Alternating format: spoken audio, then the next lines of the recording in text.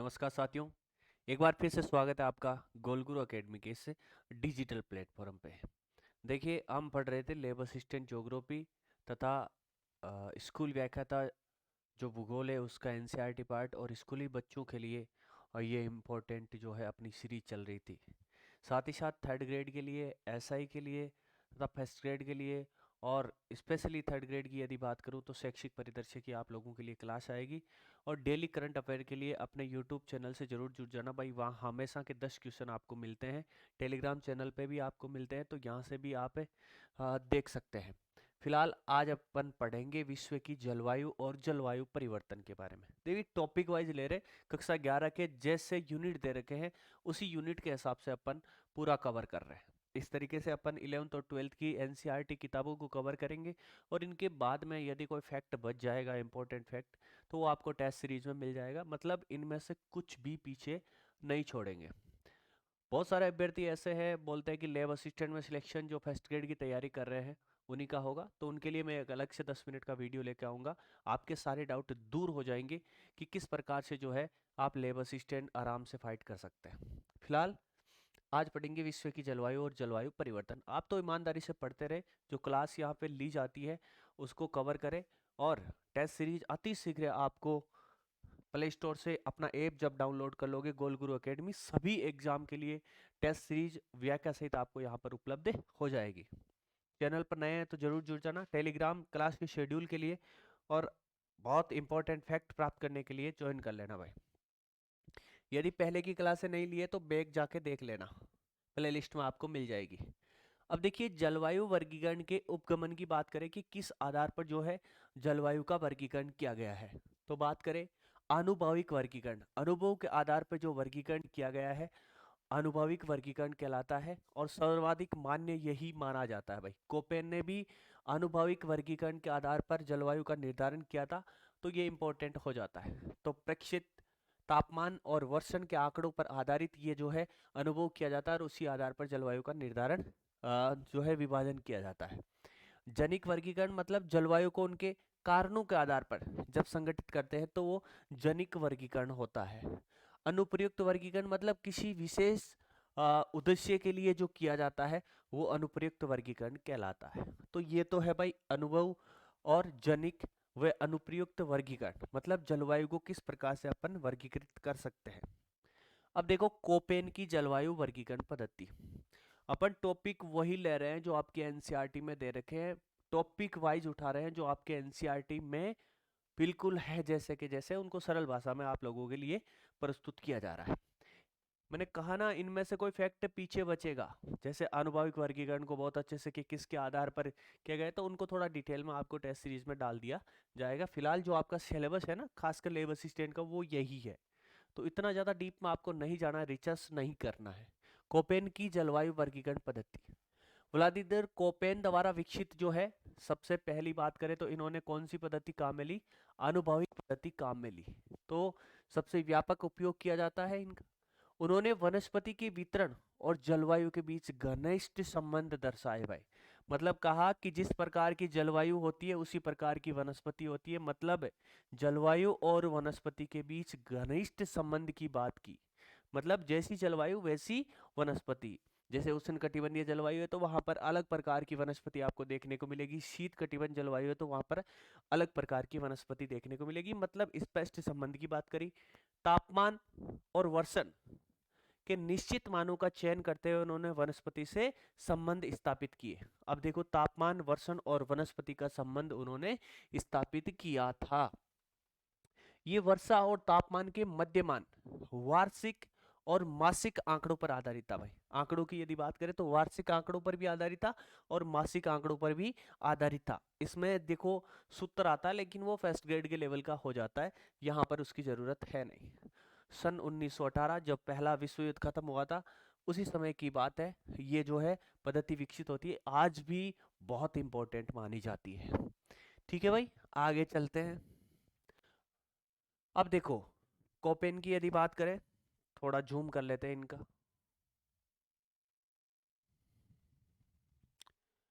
Koppen के अनुसार जलवायु का वर्गीकरण मोटे तौर पे यदि बात करें तो 5 प्रकार की जलवायु इन्होंने बताई, लेकिन आपके एनसीईआरटी में 6 दे रखे हैं तो सभी को देखना है। देखो, ए प्रकार की जलवायु, बी प्रकार की जलवायु, सी प्रकार की जलवायु, डी प्रकार की जलवायु, ई प्रकार की जलवायु और एफ प्रकार की जलवायु।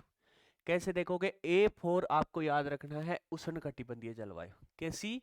उष्णकटिबंधीय आर्द्र जलवायु। उष्णकटिबंध वाला क्षेत्र है तो यहाँ पर आपको पता है सवैनीय वर्षा होती है, तो ये वाला जो क्षेत्र है वो आर्द्र होता है। कैसा होता है? आर्द्र होता है। तो A4 उष्णकटिबंधीय आर्द्र जलवायु याद रखना। B4 शुष्क जलवायु। कैसे याद रखोगे? राजस्थान का जब जलवायु वर्गीकरण अपन पढ़ते हैं तो BWHW, BSHW ये किधर वाला पार्ट है? पश्चिम वाला पार्ट है। और पश्चिमी राजस्थान कैसा है? मरुस्थलीय राजस्थान है। तो कैसा है? शुष्क है। B4 शुष्क याद रखोगे। C4 बिचला। C4 आप बिचला याद रखोगे, मतलब ना तो शीत और ना उष्ण, तो कैसा? शीतोष्ण। कैसा? शीतोष्ण जलवायु। तो कोष्ण, शीतोष्ण, मध्य अक्षांश की जो जलवायु होती है उन्होंने C प्रकार का नाम दिया। D4 शीतल। D4 डी फ्रीज याद रखना। फ्रीज कैसा होता है? शीतल होता है। कैसा होता है? शीतल होता है, ठंडक प्रदान करता है। तो शीतल मतलब हिमवन जलवायु जो है डी प्रकार की इन्होंने मानी। और ई प्रकार की एकदम शीत जलवायु मानी। कैसी? शीत जलवायु मानी। और F4 हाइट। हाइट याद रखना, ऐसे H4 हाइट होता है, लेकिन आपको F से क्या रखना है? Full height. F से फुल हाइट मतलब उच्च भूमि के लिए इन्होंने F प्रकार का नाम दिया। तो 6 प्रकार की जलवायु वर्गीकरण की आपके एनसीईआरटी में बात की गई है। मुख्य तौर पर अपन 5 पढ़ते हैं, ये ऊपर वाले F नहीं पढ़ते हैं। तो देखो, ए प्रकार को उन्होंने 3 नाम दे दिए अलग अलग। AF, AM, AW। अब देखो, ये जो है क्या होता है? एप मतलब फुल बारिश। ये 3 शब्दावली यहाँ पे आ गई है तो यहीं पे देख लेते हैं। एप का मतलब होता है फुल बारिश। आप याद रखना, याद के लिए बता रहा हूँ। फुल बारिश मतलब पूरे साल भर बारिश होती है। M4 मानसूनी याद रखना भाई। M4 मानसूनी मतलब ग्रीष्म ऋतु में बारिश होती है। शीत ऋतु कैसी होती है? शुष्क होती है। और W से आप याद रखोगे इसका उल्टा हो जाएगा, मतलब इसमें क्या होता है? इसमें होता है सर्दियों में वर्षा और ग्रीष्म ऋतु शुष्क। अब देखो, उष्ण कटिबंधीय आर्द्र। आर्द्र मतलब फुल बारिश, तो AF। ए का मतलब क्या? उष्ण कटिबंध। तो A4 उष्ण कटिबंध, A4 उष्ण कटिबंध, A4 उष्ण कटिबंध। अब बात करते हैं F4 आर्द्र जलवायु। और मैंने कहा ग्रीष्म ऋतु, M4 ग्रीष्म ऋतु में बारिश होती है। तो ग्रीष्म ऋतु में बारिश होती है तो कैसी बारिश होती है? वो मानसून की बारिश होती है। तो AM का मतलब हो गया उष्ण कटिबंधीय मानसून प्रकार की जलवायु। अब देखो, उष्ण कटिबंधीय आर्द्र एवं शुष्क। शुष्क मतलब ग्रीष्म ऋतु कैसी? शुष्क। और शीत ऋतु कैसी?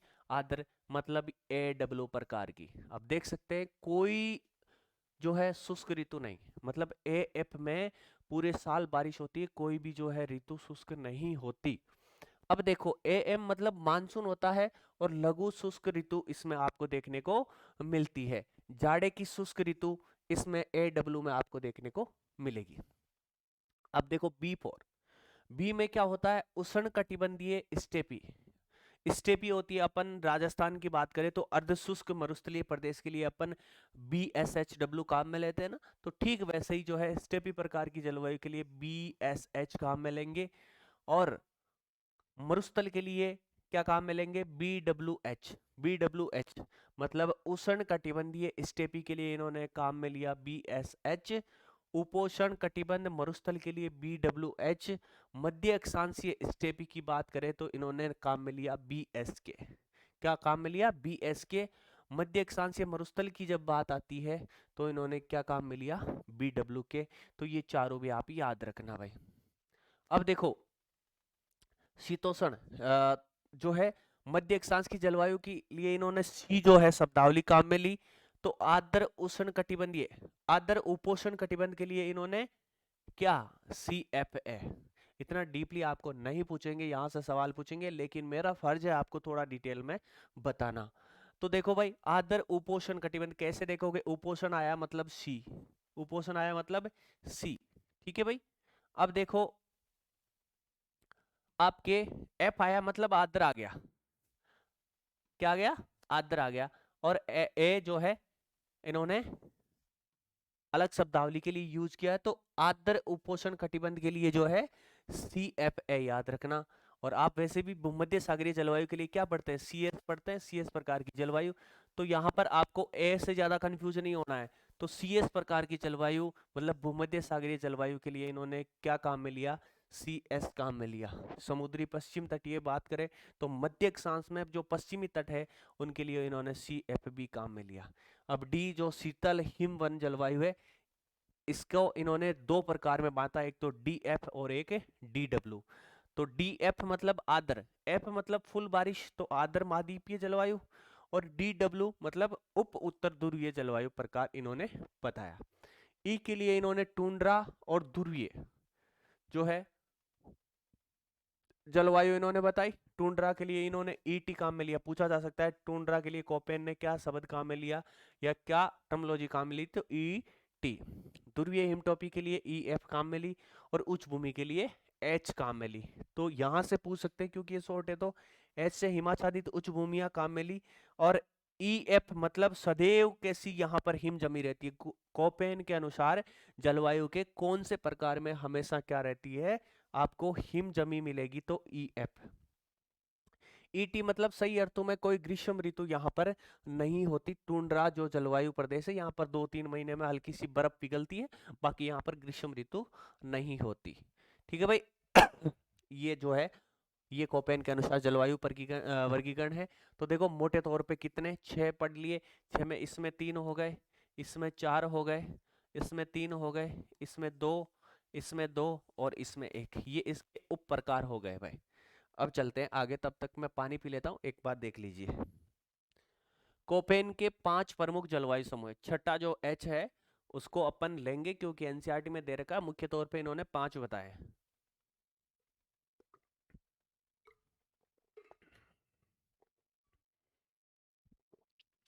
ए प्रकार की जलवायु, किस प्रकार की जलवायु को इन्होंने उष्णकटिबंधीय जलवायु माना, तो सभी महीनों का जब औसत तापमान कितना 18 डिग्री सेल्सियस जो है तापमान जब हर महीने का ऊपर रहता है, तो उन्होंने इस प्रकार की जलवायु को क्या माना, उष्णकटिबंधीय जलवायु माना। शुष्क जलवायु मतलब बी प्रकार की जलवायु, वर्षण की तुलना में विभव वाष्पीकरण, मतलब यहाँ पर वर्षण तो क्या हो रहा है, कम हो रहा है, और वाष्पीकरण अधिक हो रहा है। मतलब इस प्रकार की जलवायु को कैसा माना, शुष्क जलवायु माना। मतलब बारिश कम हो रही है लेकिन वाष्पीकरण अधिक हो रहा है, तो शुष्कता बढ़ रही है, तो शुष्क जलवायु माने। सी प्रकार की जलवायु मतलब सर्वाधिक ठंडे महीने का तापमान तो कितना 3 डिग्री सेल्सियस, कितना 3 डिग्री सेल्सियस, लेकिन अधिकतम तापमान भी कितना 18 डिग्री सेल्सियस से कम मिलेगा। तो जो है सी प्रकार की जलवायु में सर्वाधिक ठंडे महीने का तापमान 3 डिग्री सेल्सियस लेकिन 18 डिग्री सेल्सियस से कम। 3 से 18 के मध्य, 3 डिग्री से 18 के मध्य जब तापमान होगा तो वो कौन सा, सी प्रकार की जलवायु। डी शीत हिमवन, सर्वाधिक ठंडे महीने का तापमान 0 से 3 के बीच, 0 से 3 के बीच, 0 डिग्री से 3 के बीच होगा तो वो डी प्रकार की जलवायु है। ई प्रकार की जलवायु मतलब ET और EF अपन ने पढ़ा था, टुंड्रा और हिमटॉपी वाला। तो सभी महीनों का औसत तापमान 10 डिग्री सेल्सियस से कम मिलेगा, मतलब इससे अधिक कहीं पर भी नहीं मिलेगा, किसी भी महीने में नहीं मिलेगा। H मतलब हाइट वाली बात हो गई, उच्च भूमि के लिए बात करी है, तो ऊंचाई के कारण F है, ऊंचाई के कारण शीत जलवायु पाई जाती है, और पर्वतीय क्षेत्रों में ऊंचाई बढ़ने के साथ साथ आप सभी को पता है सौरमंडल में क्या होता है, तापमान घटता है। तो बड़े अक्षर A, C, D और E जो है ये आर्द्र जलवायु को, तथा B अक्षर याद रखना, B अक्षर जो है ये क्या है, शुष्क जलवायु को निरूपित करता है। कोपेन के जलवायु वर्गीकरण के अनुसार आपको A, C, D और E जो है ये आर्द्र जलवायु को प्रदर्शित करते हैं, और B जो अक्षर है वो शुष्क जलवायु को प्रदर्शित करता है। बी जलवायु मतलब मरुस्थलीय जलवायु। जलवायु के उप प्रकार की बात करें तो जलवायु समूह को तापक्रम और वर्षा की मौसमी दशाओं के आधार पर, किसके आधार पर, तापमान और वर्षा की मौसमी विशेषताओं के आधार पर कई उप प्रकारों में विभाजित किया गया है। इन्हें अपन छोटे अक्षरों के माध्यम से डिफाइन करके देखेंगे। तो एफ मतलब क्या हो गया, पूरे वर्ष वर्षा होती है, तो उसमें क्या हो गया, अपन एफ से दर्शाएंगे। जैसे मैंने बोला था ना उष्णकटिबंधीय आर्द्र जलवायु, तो एफ आ गया था। ए मतलब उष्णकटिबंधीय जलवायु, एफ और सदाबहार बारिश। अब देखो एम मैंने बोला था शीत ऋतु कैसी, शुष्क। शीत ऋतु शुष्क, तो गर्मियों में बारिश होगी तो वो क्षेत्र कैसा, मानसूनी क्षेत्र कहलाएगा। तो मानसूनी वर्षा का प्रभाव एम से अपन क्या करेंगे, अंकित करेंगे। अब डब्लू शुष्क शीत ऋतु, सर्दियों में सूखा मौसम, सर्दियों में सूखा मौसम। और एस शुष्क ग्रीष्म ऋतु, गर्मियों में सूखा मौसम। अब देखो भाई, शायद मैंने जो है पिछली 2 स्लाइड में आपको यहाँ पर थोड़ा कंफ्यूज हो सकता है कि यहाँ पर शायद मैंने आपको बता दिया कि ये शीत ऋतु में बारिश होती है। तो भाई एम और डब्लू में फर्क जो है अपन आगे देखेंगे, हल्का सा फर्क तो होता है। एम फॉर मानसून याद रखना, और डब्लू फॉर मतलब शुष्क शीत ऋतु। कैसी, शीत ऋतु बिल्कुल शुष्क रहती है, गर्मियों में बारिश होती है, लेकिन इसमें अधिक होती है, इसमें कम होती है, इसमें अधिक होती है, इसमें कम होती है। और इस प्रकार की जलवायु मतलब क्या है, आपको गर्मियों में बिल्कुल शुष्कता मिलेगी, सर्दियों में बारिश होगी। जैसे कौन सा हो गया, आपके भूमध्य सागरीय। भूमध्य सागरीय प्रकार की जलवायु को अपन सी एस पढ़ते हैं, मतलब एस मतलब क्या है, यहाँ पर सर्दियों में बारिश होती है। अब देखो समूह ए की बात करें, ए के अपन ने 3 उप प्रकार देखे थे। तो उष्ण कटिबंधीय जलवायु, ए फॉर कौन सी, उष्ण कटिबंधीय जलवायु, मतलब कर्क रेखा से लेके मकर रेखा के बीच की जो जलवायु है, इसके लिए इन्होंने क्या बोला, ए बोला। उष्ण कटिबंधीय आर्द्र जलवायु कर्क और मकर रेखा के बीच में मिलती है भाई। कर्क रेखा से लेके मकर रेखा के बीच में कोपेन के अनुसार जो ए प्रकार की जलवायु उन्होंने बताई है वो यहां पर मिलेगी। संपूर्ण वर्ष सूर्य के उद्ध्वस्त, मतलब सूर्य की किरणें हमेशा यहाँ पर सीधी पड़ेगी। और अंतर उष्ण कटिबंधीय अभिसरण क्षेत्र, आप सभी को पता है कि यहाँ पर व्यापारिक पवनें आपस में टकराती है, आके उनका अभिसरण होता है। तो एक तो सूर्य की हमेशा किरणें सीधी पड़ती है, तथा दूसरा ये ITCZ वाला क्षेत्र है। तो इनकी उपस्थिति के कारण यहाँ की जलवायु कैसी, उष्ण और आर्द्र रहती है। मतलब है यहाँ पर बारिश भी होती है, गर्मी भी पड़ती है, यहाँ पर बारिश भी होती है और गर्मी भी पड़ती है। यहाँ वार्षिक तापांतर बहुत कम और वर्षा अधिक होती है भाई। उष्ण कटिबंधीय जो जलवायु है उसकी मुख्य विशेषता यही है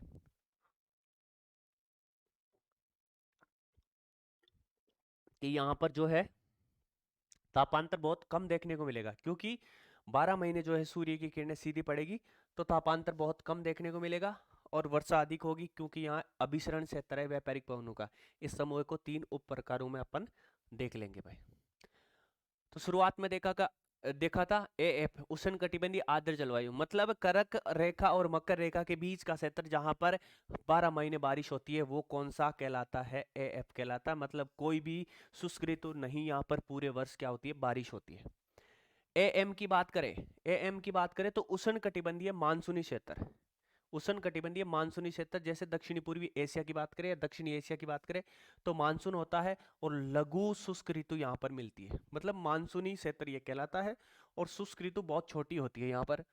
एडब्ल्यू की बात करें तो आर्द्र एवं शुष्क, जाड़े की जो है ऋतु यहाँ पर शुष्क होती है, गर्मियों में बारिश होती है, लेकिन इसमें अधिक होती है, इसमें कम होती है, बस यही फर्क है।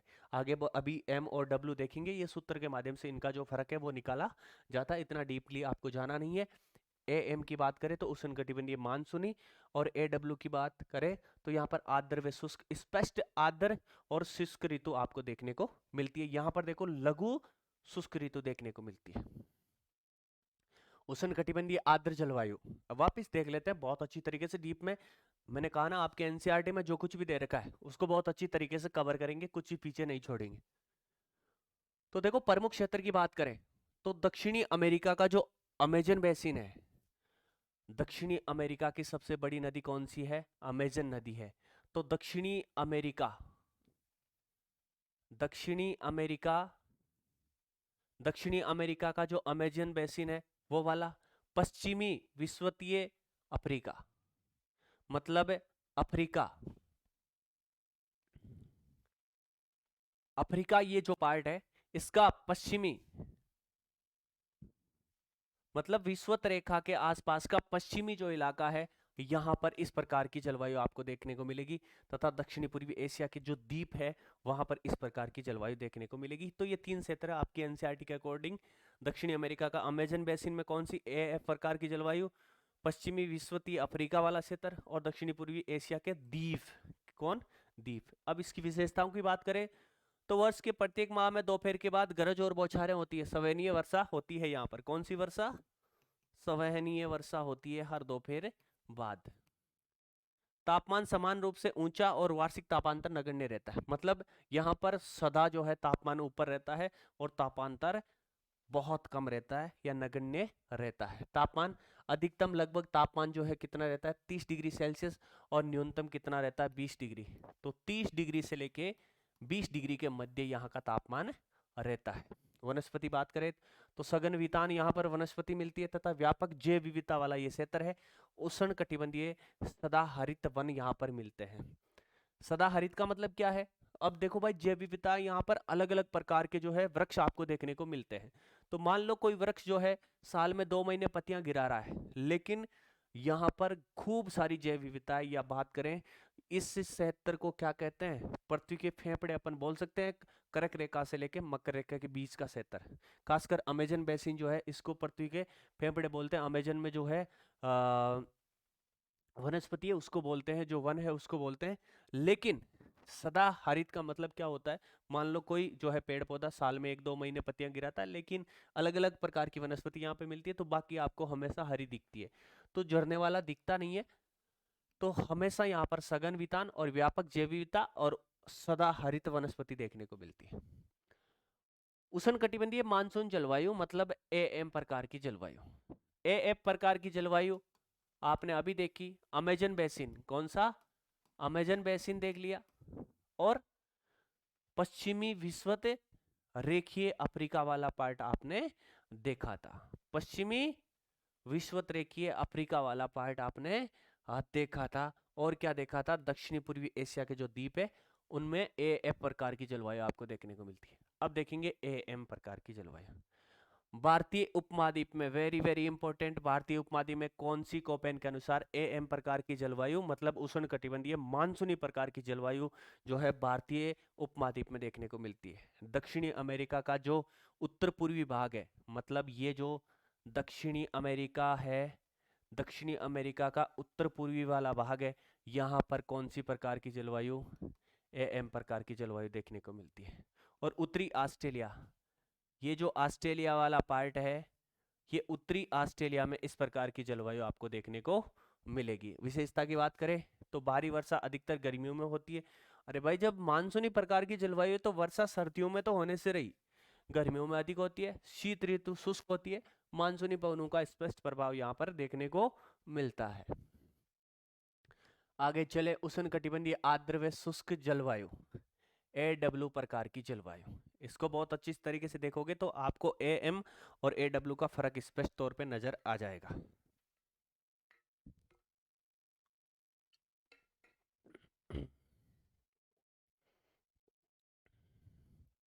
देखो भाई जहां पर एएफ प्रकार की जलवायु मिलती है ना, इनके उत्तर और दक्षिण में इस प्रकार की जलवायु देखने को मिलती है। मतलब एएफ के उत्तर और दक्षिण में एडब्ल्यू प्रकार की जलवायु आपको देखने को मिलेगी। विस्तृत एडब्ल्यू जलवायु जो है दक्षिणी अमेरिका में ब्राजील के वनों के उत्तर और दक्षिण में। मतलब याद रखना एडब्ल्यू प्रकार की जो जलवायु है, सीधा सीधा पूछ सकते हैं आपको, तो दक्षिणी अमेरिका का सबसे बड़ा जो देश है ब्राजील, ब्राजील के वनों के उत्तर और दक्षिण में एडब्ल्यू प्रकार की जलवायु आपको देखने को मिलेगी। बोलिविया जो कि दक्षिणी अमेरिका का एक देश है, यहाँ पर इस प्रकार की जलवायु आपको देखने को मिलेगी। तथा पैरागुआ के निकटवर्ती भागों तथा सूडान जो कि अफ्रीका का देश है, तथा मध्य अफ्रीका के दक्षिण में इस प्रकार की जलवायु आपको देखने को मिलेगी। तो ये वाला जो पार्ट है यहाँ पर एडब्ल्यू प्रकार की जलवायु। वार्षिक वर्षा, देखो एएफ तथा एएम की अपेक्षा काफी कम तथा विचरणशील बारिश होती है। मतलब विचरण करती है, कभी होती है कभी नहीं होती। मतलब एएफ और एएम की तुलना में काफी कम बारिश होती है। आर्द्र ऋतु, आर्द्र ऋतु छोटी होती है और एएम में शुष्क ऋतु छोटी होती है, बस यही फर्क है। शुष्क ऋतु भीषण व लंबी होती है। ए जो है डब्ल्यू में शुष्क ऋतु लंबी होती है और ए एम में शुष्क ऋतु छोटी होती है। तापमान वर्ष पर क्या रहता है, ऊंचा रहता है। शुष्क ऋतु में दैनिक तापांतर सर्वाधिक देखने को मिलते हैं भाई। दैनिक तापांतर एएफ में दैनिक तापांतर नगण्य और यहाँ पर सर्वाधिक देखने को मिलता है। इस जलवायु में पर्णपाती वन और पेड़ों से ढकी घास भूमियां मिलती है।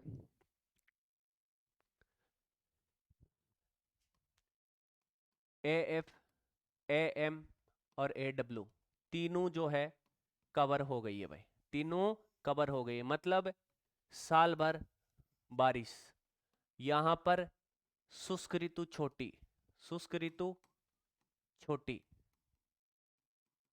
यहां पर शुष्क ऋतु बड़ी, शुष्क ऋतु बड़ी।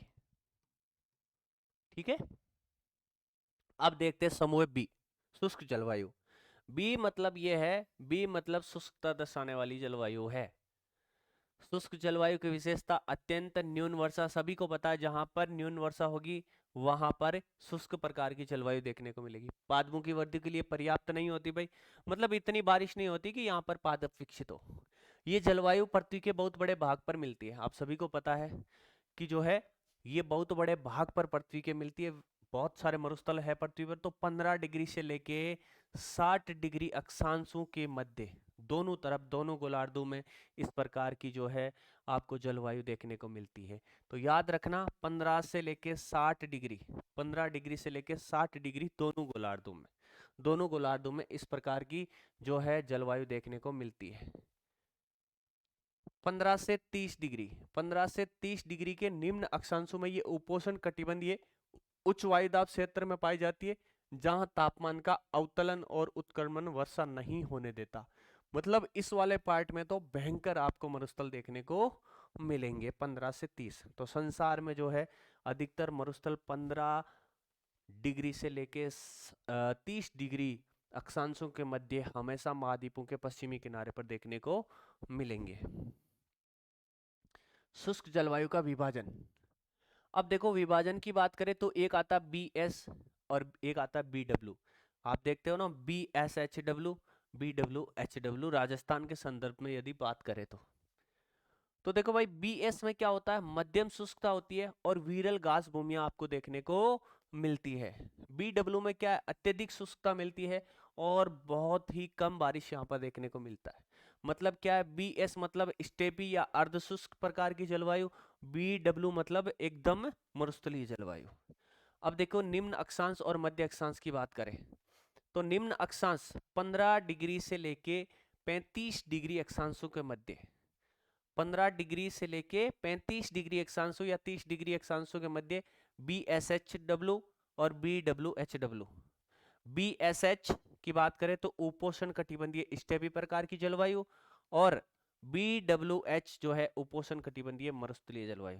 मतलब क्या है, मतलब कहने का यह है कि दोनों गोलार्धों में 15 डिग्री अक्षांश से लेके 30 या 35 डिग्री अक्षांशों के बीच सबसे पश्चिम में कौन सी जलवायु मिलेगी आपको, एकदम शुष्क जलवायु मिलेगी। और उससे थोड़ा अंदर की यदि बात करें तो स्टेपी प्रकार की जलवायु देखने को मिलेगी, कौन सी, उपोषण, उपोषण। अब देखो मध्य अक्षांशों 35 से 60 या 30 से 60 अक्षांशों के मध्य दोनों गोलार्धों में यदि बात करें तो यहाँ पर बी एस के याद रखना भाई, वहां पे एच आ रहा है, यहाँ पे के आ रहा है, बी एस के, बी डब्ल्यू के।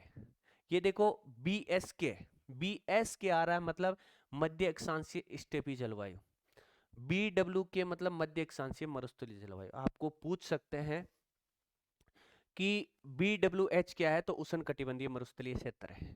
बी डब्ल्यू के क्या है, मध्य अक्षांशीय मरुस्थलीय क्षेत्र है क्या, दोनों बी का ही प्रकार है, शुष्क जलवायु का ही प्रकार है, बस इनमें अक्षांशों का फर्क है। ये जो है आपको मिलेगी 15 से 30 या 35 अक्षांशों के मध्य, और ये 35 या 30 से 60 के मध्य। उपोष्ण कटिबंधीय स्टेपी और मरुस्थल बी एस एच और बी डब्ल्यू एच की बात करते हैं वापिस। तो उपोष्ण कटिबंधीय ये कौन सा, मतलब उष्ण कटिबंधीय से हल्का सा ऊपर, उप, अरे आप पढ़ते हो ना, मैं बहुत बार बता चुका हूँ, जैसे उपसर्ग आप लगाते हो संस्कृत के, पर पराप समनो निश्नीर दुस दूर भी आप ये से लगाते हो 22 उपसर्ग जो है, तो उप मतलब उष्ण कटिबंध से थोड़ा सा ऊपर वाला पार्ट है उपोषण।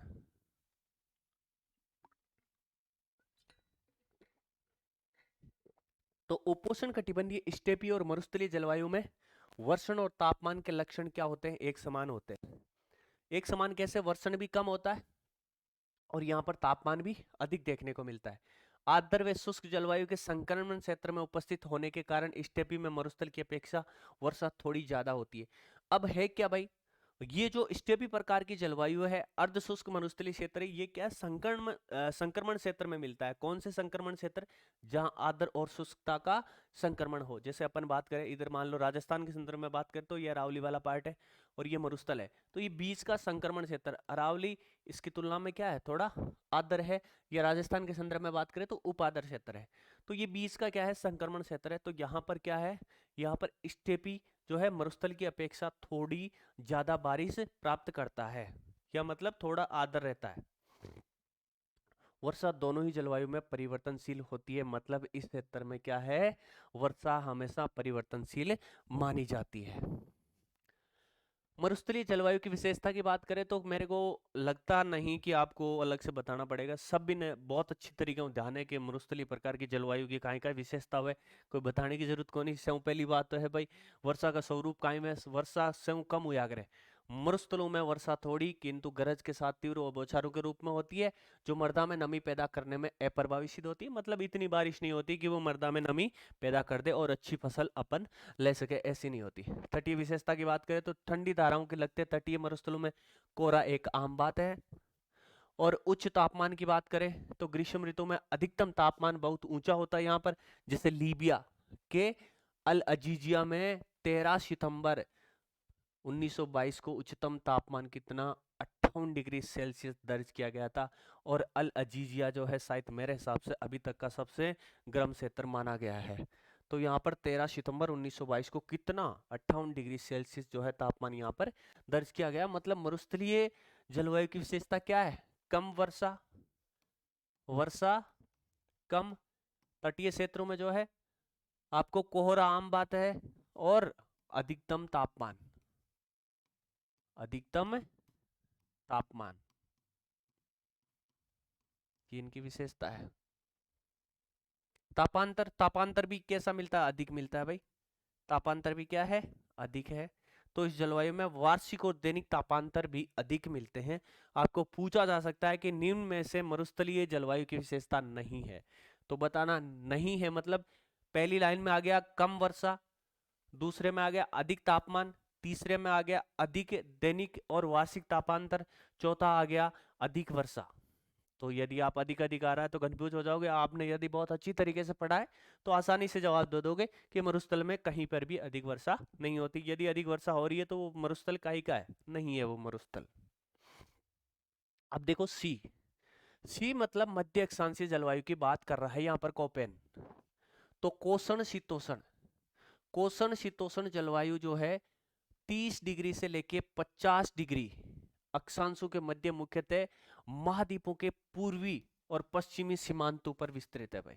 अब देखो ये होता क्या है, अपन ने उसमें भी देखा था BSK और BWK में, लेकिन उसमें क्या देखा था? 30 से 60, इसमें देख रहे हैं 30 से 50। लेकिन क्या है, महाद्वीपों के पूर्वी और पश्चिमी सीमांतों पर इस प्रकार की जलवायु है जो छोटे क्षेत्रों में आपको देखने को मिलती है। इस जलवायु में सामान्यतः ग्रीष्म ऋतु कोसन होती है, मतलब अच्छी खासी होती है ग्रीष्म ऋतु, और शीत ऋतु क्या होती है? मृदुल होती है, छोटी होती है। कोसन शीतोष्ण जलवायु के 4 प्रकार है भाई। कितने प्रकार है? 4 प्रकार है। CW, CS, CF और CF के भी 2 प्रकार दे दिए इन्होंने, CFA और CFB। तो CWA की बात करें तो आर्द्र उपोष्ण कटिबंधीय, सर्दियों में शुष्क और गर्मियों में क्या है? उष्ण। मतलब सर्दियां शुष्क और गर्मियां भी क्या है?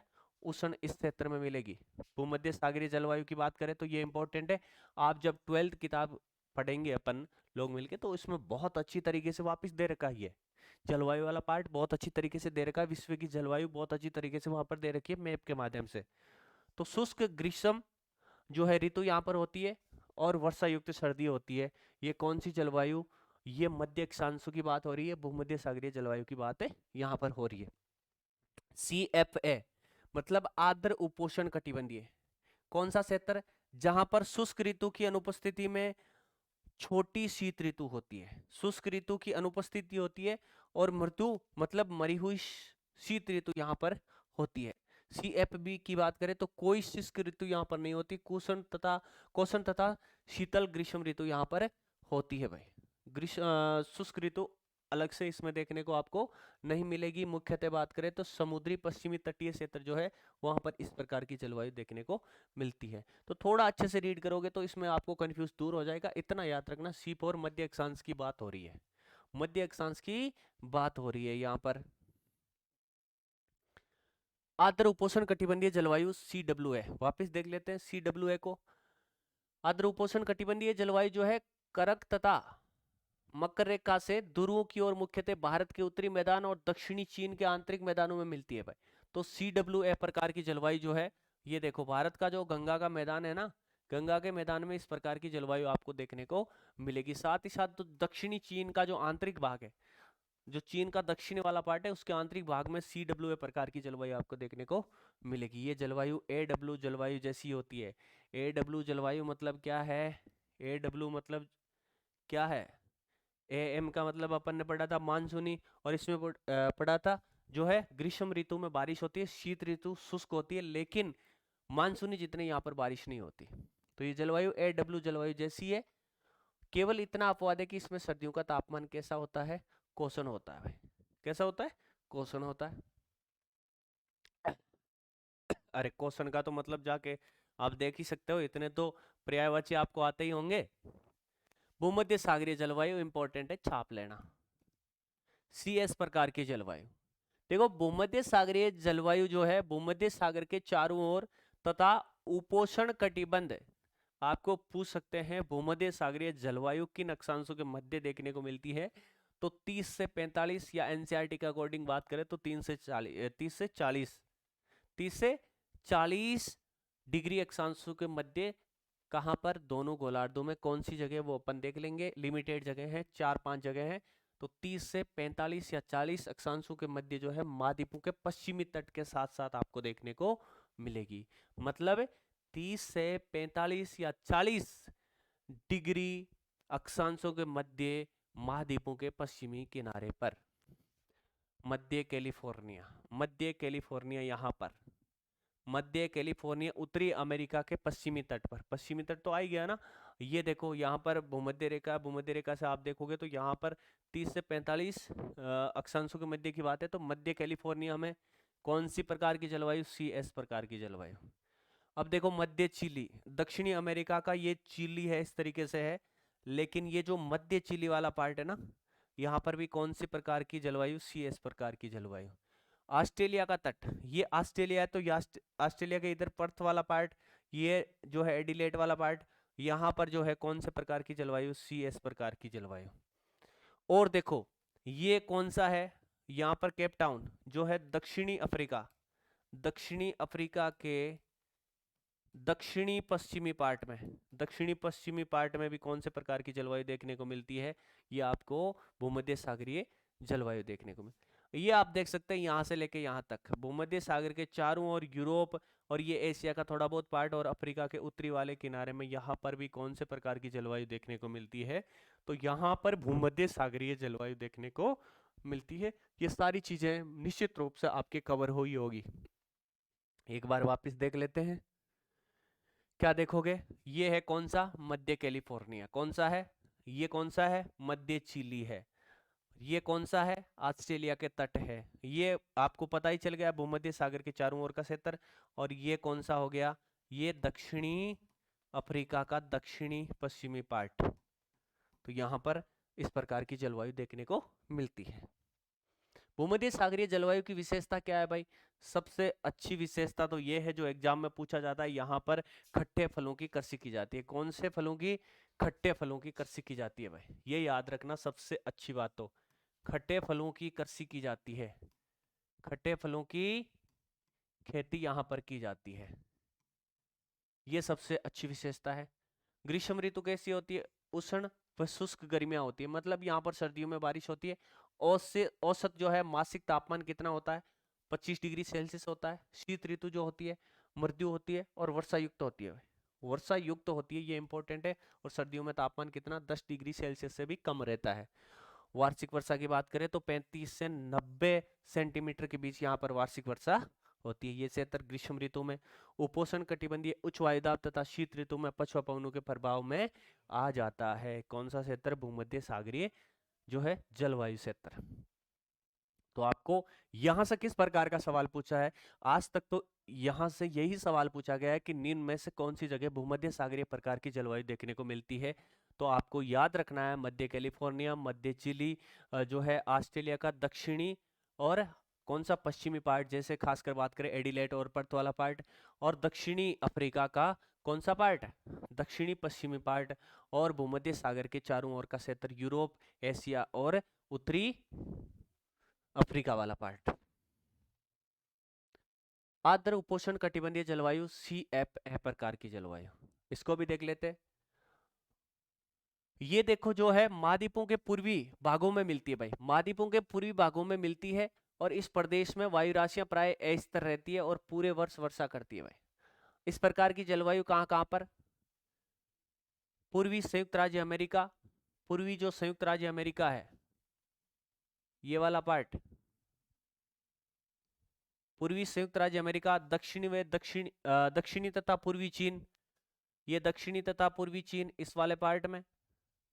यहाँ पर कौन से प्रकार की जलवायु? CFA प्रकार की। दक्षिणी जापान, ये जापान वाला पार्ट है, ये जापान। तो यहाँ पर इस प्रकार की जलवायु, ये देखो दक्षिणी पूर्वी चीन के पास में ही है। उत्तरी पूर्वी अर्जेंटीना, तो अर्जेंटीना कहाँ पर ये रह गया? यहाँ पर है अर्जेंटीना। तो ये जो है दक्षिणी पूर्वी अर्जेंटीना वाला पार्ट। तटीय दक्षिणी अफ्रीका, तो तटीय दक्षिणी अफ्रीका ये वाला पार्ट, यहाँ पर इस प्रकार की जलवायु। और ऑस्ट्रेलिया का पूर्वी तट, और ये ऑस्ट्रेलिया का जो है पूर्वी तट इस वाले पार्ट में, इस वाले पार्ट में कौन से प्रकार की? CFA प्रकार की जलवायु आपको देखने को मिलेगी। तो ये चीजें आपके कवर हो गई होगी। CFA जलवायु की विशेषता क्या है? तो औसत वार्षिक वर्षा यहाँ पर कितनी? 75 से 150 सेंटीमीटर, मतलब भूमध्य सागरीय जो जलवायु है उससे अधिक यहाँ पर वर्षा होती है। ग्रीष्म ऋतु में तड़ित जंजा यहाँ पर देखने को मिलती है। शीत ऋतु में जो है चक्रवाती, ये बात करें वाताग्री जो वर्षण है वो देखने को मिलता है। ग्रीष्म ऋतु में औसत जो है तापमान कितना? 27 डिग्री सेल्सियस, और सर्दियों में 5 से 12 डिग्री सेल्सियस के बीच। और तापांतर बहुत कम देखने को इस क्षेत्र में मिलता है। समुद्री पश्चिमी तटीय जलवायु कौन सी हो गई? CFB प्रकार की जलवायु। तो समुद्री पश्चिमी तटीय जलवायु महाद्वीपों के पश्चिमी तटों पर भूमध्य सागरीय जलवायु से ध्रुवों की ओर मिलती है। अब देखो भूमध्य सागरीय जलवायु से यहाँ से ध्रुवों की ओर पश्चिमी किनारों पर इस प्रकार की जलवायु देखने को मिलती है। तो बात करें, देखो ये क्षेत्र पूछा जाता है भाई, CFB प्रकार की जलवायु कौन से क्षेत्रों में मिलती है? यहाँ से जलवायु में से यही आता है खासकर सवाल। तो देखो बहुत अच्छी तरीके से अपन CFB प्रकार की जलवायु उत्तर पश्चिमी यूरोप में, कौन सा? ये आपका हो गया उत्तर और पश्चिमी यूरोप इस वाले पार्ट में, इस वाले पार्ट में। उत्तरी अमेरिका का पश्चिमी तट, ये अमेरिका है उत्तरी अमेरिका, और इसका पश्चिमी तट कौन सा तट? पश्चिमी तट। यहाँ पर CFB प्रकार की जलवायु। उत्तरी कैलिफोर्निया, मध्य कैलिफोर्निया में जो है आपको कौन सी प्रकार की जलवायु देखने को मिलती? मध्य में जो है भूमध्य सागरीय, लेकिन उत्तरी कैलिफोर्निया में कौन से प्रकार की जलवायु? ये आपको मिलेगी CFB। दक्षिणी चिली, मध्य चिली में भूमध्य सागरीय, और दक्षिणी चिली में कौन सी? CFB प्रकार की जलवायु। दक्षिणी पूर्वी ऑस्ट्रेलिया, देखो ऑस्ट्रेलिया में यहाँ पर भूमध्य सागरीय जलवायु, और पूर्वी में अभी पिछले वाली पड़ी थी वो वाली, और यहाँ पर कौन सी है? यहाँ पर है CFB प्रकार की जलवायु इस वाले पार्ट में, इस वाले पार्ट में। ठीक है भाई। और न्यूजीलैंड, न्यूजीलैंड अपन जब ऑस्ट्रेलिया की बात करते हैं तो सिर्फ ऑस्ट्रेलिया आता है, और ऑस्ट्रेलिया महाद्वीप की जब अपन बात करते हैं तो ऑस्ट्रेलिया, तस्मानिया और न्यूजीलैंड तीनों आते हैं, तीनों आते हैं। मतलब ये वाला कौन सा पार्ट है? न्यूजीलैंड है। यहाँ पर CFB प्रकार की जलवायु देखने को मिलेगी। ये वाला पार्ट, ये वाला पार्ट, यहाँ पर और यहाँ पर तथा यहाँ पर, ये CFB प्रकार की जलवायु देखने को मिलेगी। आगे देखो इसकी विशेषता क्या है? तापमान जो है समुद्री प्रभाव के कारण तापमान मध्यम रहता है। शीत ऋतु में अपने अक्षांशों की तुलना में कोषण होते हैं। ये देखो ग्रीष्म ऋतु का ये तापमान और शीत ऋतु में ये तापमान। साल भर यहाँ पर वर्षा होती है लेकिन सर्दियों में अधिक होती है भाई। वर्षण जो है 50 डिग्री 50 सेंटीमीटर से लेकर 250 सेंटीमीटर के बीच घटती बढ़ती रहती है। वार्षिक और दैनिक तापांतर जो है कम ही देखने को मिलता है। अब है डी प्रकार की जलवायु। कौन सी? डी प्रकार की जलवायु।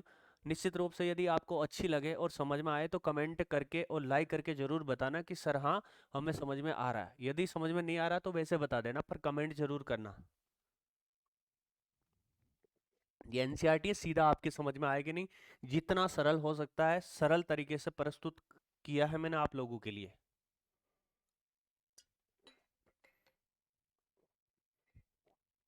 मेरे पास इनके नोट्स भी पड़े हैं खुद के बनाए हुए, तो उनको मैं आपको टेस्ट सीरीज में दूंगा।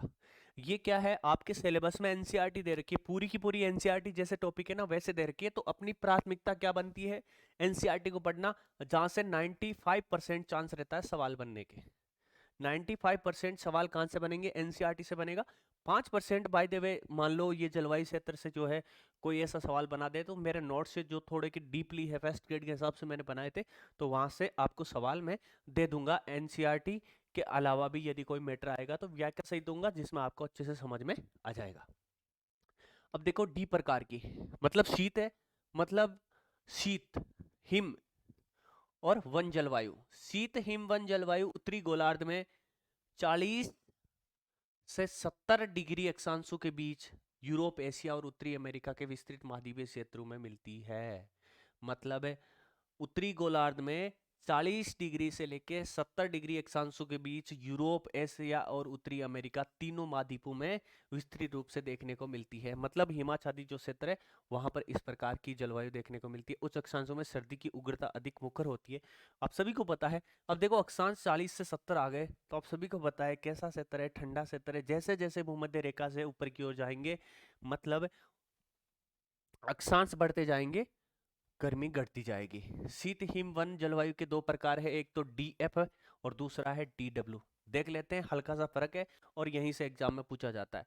आर्द्र जाड़ों से युक्त ठंडी जलवायु, मतलब आर्द्र जाड़ों से युक्त ठंडी जलवायु मतलब यहाँ पर जाड़ों में क्या होती है? बारिश होती है। क्या होती है? बारिश होती है। जाड़े ठंडे और बर्फीले पूरे वर्ष वर्षा होती है। कौन से? D F. एफ मतलब फुल बारिश, एफ मतलब फुल बारिश, याद रखना। डी डब्ल्यू, डी डब्ल्यू मतलब क्या है? ग्रीष्म ऋतु में बारिश होती है यहाँ पर। शुष्क जाड़ों से युक्त ठंडी जलवायु, जाड़े में शुष्क और गर्मी में वर्षा। डब्ल्यू आ गया ना, एम का उल्टा, एम फॉर मानसूनी। डब्ल्यू मतलब आपको समझना गर्मियों में वर्षा होती है लेकिन मानसूनी जितनी नहीं होती।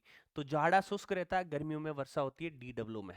डी एफ में मतलब पूरे साल बारिश होती है, पूरे साल बारिश होती है। डी डब्ल्यू में गर्मियों में बारिश होती है। आर्द्र जाड़ों से युक्त ठंडी जलवायु डीएफ को देखते हैं वापस। तो ये वाला जो क्षेत्र है मैंने कहा ना, उत्तरी अमेरिका, यूरोप और एशिया के 40 से 70 डिग्री अक्षांशों के मध्य जो जलवायु देखने को मिलती है वो इस प्रकार की जलवायु है भाई। अब देखते हैं डीएफ।